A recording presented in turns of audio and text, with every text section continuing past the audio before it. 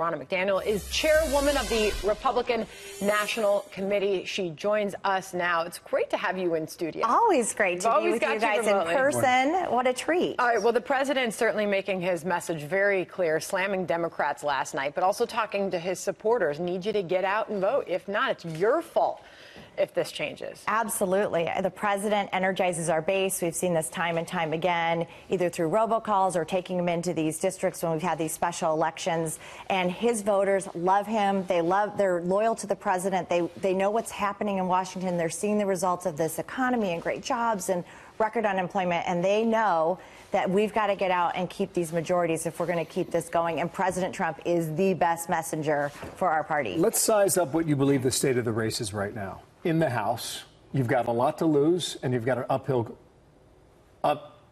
climb. Yeah.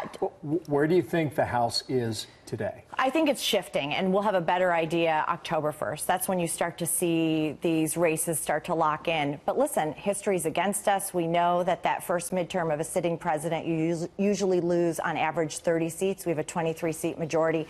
Everything is on the table in the House. We're in all these, the RNC's in 78 districts across the country. We've trained over 20,000 field organizers. We recognize that it's going to be about turning out our vote, and a lot of these seats right now are on the margin. California, New York, Pennsylvania, Florida, those will be deciding states. So this is an open door right now. It is. It could go either way. It's 50-50. On the Senate, where do you believe your best pickup chances are? Well, I'm going to say they're all great right now, but Governor Scott's having a great showing in Florida against Bill Nelson. Yeah, Mike Braun, the president's in North Dakota today. Kevin Cramer is doing very well against Heidi Heitkamp. You've got Josh Hawley doing very well against Claire McCaskill.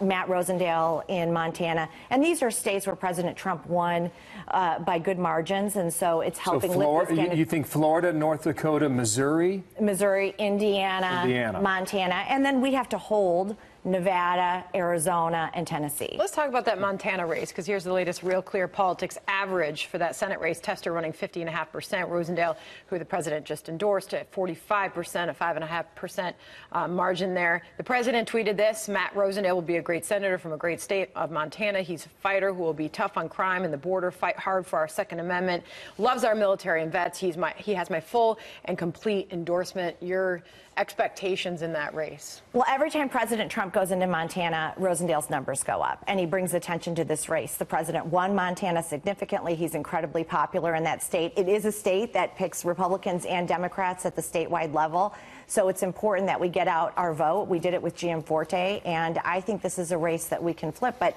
we see the numbers tightening every time President Trump goes out. That's why he's in Montana. That's why he's in North Dakota. He is a fighter. He likes being on the campaign trail. He's going to be out there through November working to keep these majorities. And he's making the case that if we don't keep these majorities, you're going to have a Washington in total gridlock, mired down in investigations, mired down in Democrats trying to obstruct and resist what they've done these past 2 years. And why do we want to stop the good things that are happening in this country? That's up to people like you and President Trump to make that case and other Republican candidates. We have a familiar face returning to the trail today. Barack Obama will campaign in Illinois. Then he goes to California over the weekend and will appear a lot of Democratic candidates, I think in 7 different very competitive races there. He'll be in Ohio stumping for the Democratic governor candidate. Yeah, correct. Cordray. Yep. What he's going to talk about is the warning about the threats to our democracy and the consequences of apathy. We are told that that's his theme. What does his reemergence do 60-some-odd days away? Well, I will say, I hope President Obama does as good of a job for the candidates he's campaigning for as he did for Hillary Clinton, because that didn't work. The Obama administration and their policies were rejected in 2016 when we elected Donald Trump. And I think it's a good time to contrast. Where have we come in these 2 years since the Obama presidency? I mean, today you're getting 201,000 jobs added to the economy. We're at 3.9% unemployment, a 50-year low. 2 years in, we have seen a total reversal in our economy. 4 million jobs coming in. Now we're seeing wages rising. So it's a good time to contrast. Where did we leave our country with President Obama, and where are we right now with President Trump? And we're going to make that contrast every day. And obviously a big point right now is who wrote that op-ed published in the New York Times. You and the RNC published an opinion piece in USA Today, RNC to anonymous Trump insider behind New York Times op-ed. You are no hero. hero. You have acted like a petulant child. You write in that, despite the anonymous writer's clear disdain for the president, they could not ignore that the president's agenda continues to benefit Americans tremendously. The op-ed highlights the president's tax cuts, his rapid deregulation, his support for the strong military, among other accomplishments, Ronna. What happens next with all of this? Well, you're seeing the same playbook we saw in 2016. The Democrats and the media tried to make this case that he was unfit to be president. And now you're seeing that same narrative come out ahead of this election with the Woodward book, with this op-ed. He's unfit to be president. We should be concerned. But the results don't lie. And the people who work with this president, John Kelly, Mattis, the people who are being referenced in these books are coming forward and saying, listen, we work every day and look at the results for our country. Our military is being funded. Our veterans are being taken care of. ISIS is on the run. Our economy is doing well.